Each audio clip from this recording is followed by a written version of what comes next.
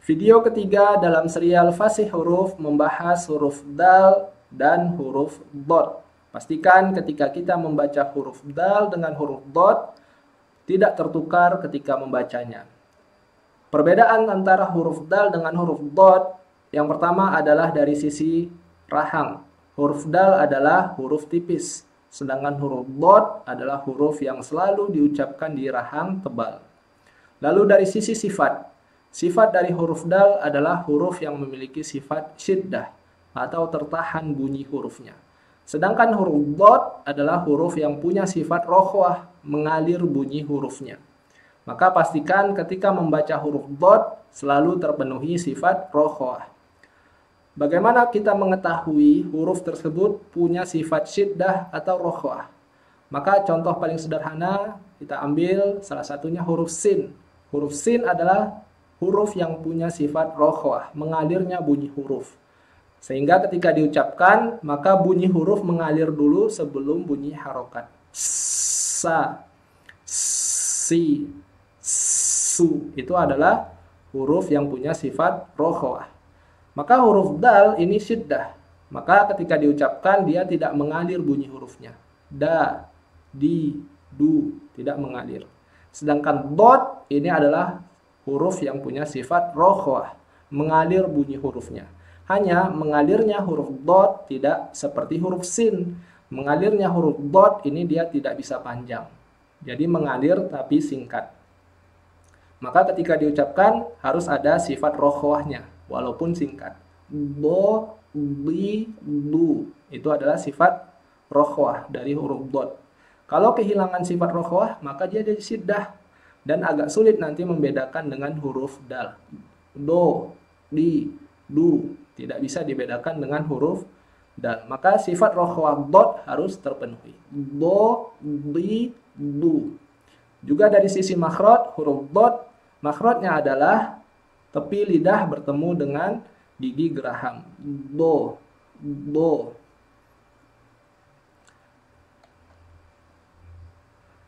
Selanjutnya kita akan membahas bunyi sukun. Nah, bunyi sukun ini adalah pondasi paling pertama agar kita bisa fasih dalam membaca huruf di dalam Al-Quran.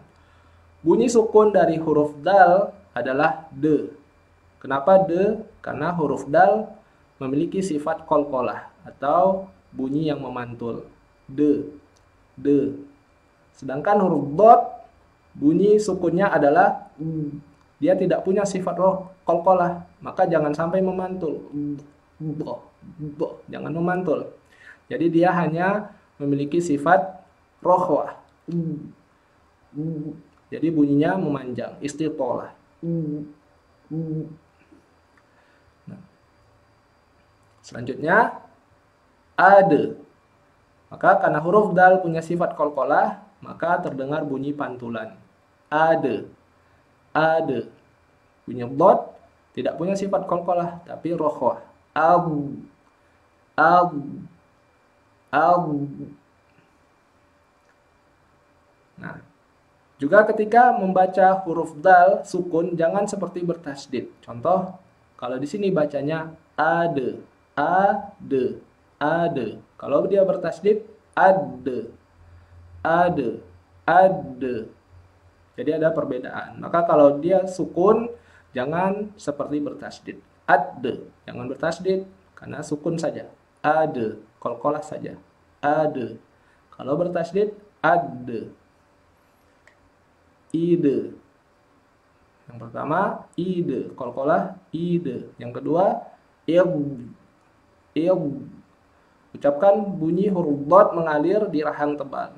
Ingat pembahasan sebelumnya, rahang tebal adalah rahang seperti kita sedang mengucapkan huruf o. O. Maka il, il, bunyi dot mengalir. Il, ude, qalqalahkan ude, ud. Karena huruf dot adalah huruf tebal, maka boleh langsung di rahang u. Ud, mengalir. Ud. Da. Huruf dal berharokat fathah. Da. Penuhi hak dari fathah, yaitu ada gerakan rahang membuka. Da. Kalau tidak membuka, de. De, jangan de tapi da. Da.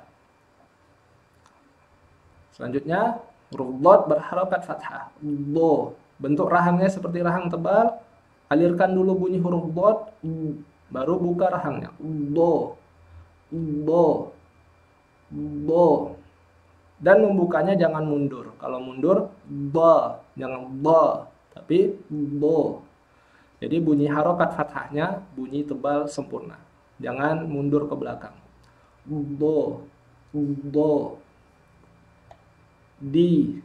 Huruf dal karena memiliki sifat syiddah, maka tidak mengalir bunyi hurufnya. Di. Huruf dhad mengalir. Di. Mengalir dari rahang tebal. Mengalir dulu, baru kasrah. Di. Di. Huruf dal ketika berharokat dhammah, maka rahang kita boleh langsung u. Bedakan dalam pembahasan sebelumnya, kita sudah membahas huruf sin. Huruf sin tipis, tapi dia memiliki sifat rokhwah, maka jangan langsung u bibirnya. Su.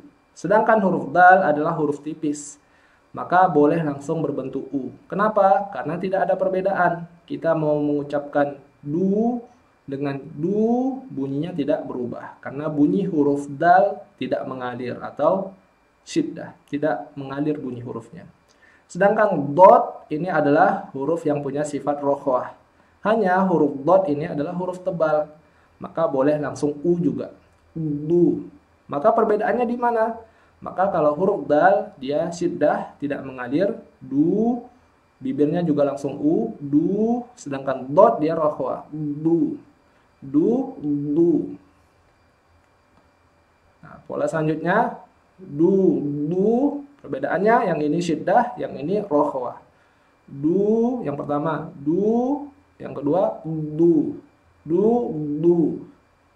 Yang selanjutnya, pola berikutnya, du, du. Mengalir, rokhwah. Yang ini syiddah. Du, langsung sama-sama u. Du, du. Du, du. Di, di. Yang ini syiddah, di. Yang kedua, rokhwah. Dari rahang tebal. Di. Di, di. Yang pertama rokhwah, di. Du. Yang ini langsung u karena syiddah. Du. Ketemu huruf dhad tebal berarti langsung saja di rahang u. Du. Du. Mengalir huruf dhadnya. Du. Yang kedua langsung u juga, mengalir dulu rokhwah. Du. Ketemu huruf dal sukun berarti tipis bunyi qalqalahnya. Du, de. Du, de. Diab. Yang ini huruf dot mengalir. Diab. Yang ini mengalir dulu huruf dotnya. Di, de. Qalqalahkan huruf dal. Di, de. Nah, ini dia untuk pembahasan dalam huruf dal dengan huruf dot. Ikuti terus serial Fasih Huruf bersama saya Ruli Ataki, dan bagi Bapak Ibu yang ingin disimak hurufnya atau dilatih agar bisa fasih dalam mengucapkan huruf-huruf di dalam Al-Quran, bisa bergabung dalam Zoom Fasih Huruf yang saya adakan. Untuk linknya bisa minta ke admin Pusat Al-Quran. Assalamualaikum warahmatullahi wabarakatuh.